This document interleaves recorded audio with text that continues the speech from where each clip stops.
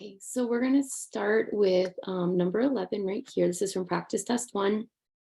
So this would be from the statistics, and we have the question identified 2.1-2.1. I'm going to go ahead and move my little image out of the way, and then, okay.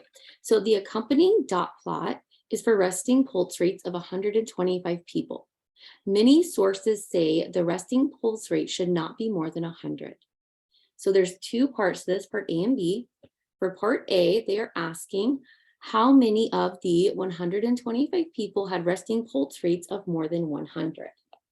And then for part B, it's going to ask what percentage of people had resting pulse rates of more than 100. So when it says more than 100, we will not include the values that are on 100. That would be anything more than 100 is anything strictly greater than 100. So it'll be anything to the right of the 100 on our dot plot right here. So we're only counting these points. Let me do this real quick. I'll change this color just so it's a little easier to see here.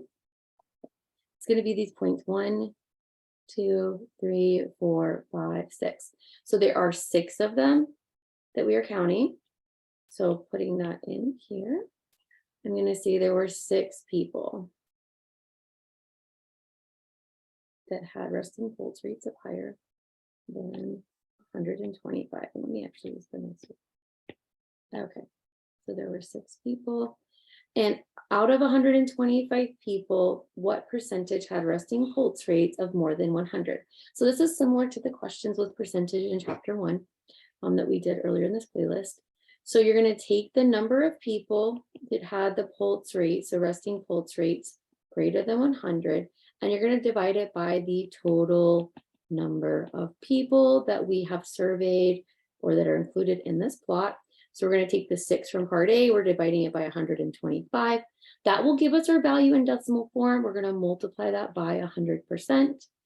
So taking your calculator out, you will go ahead and perform that calculation.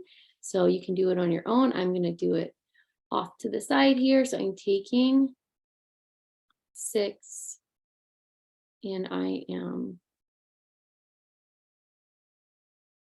going to divide by 125, and that will equal 0.048, multiplying that by 1. Multiplying that by 100, that will equal 4.8%.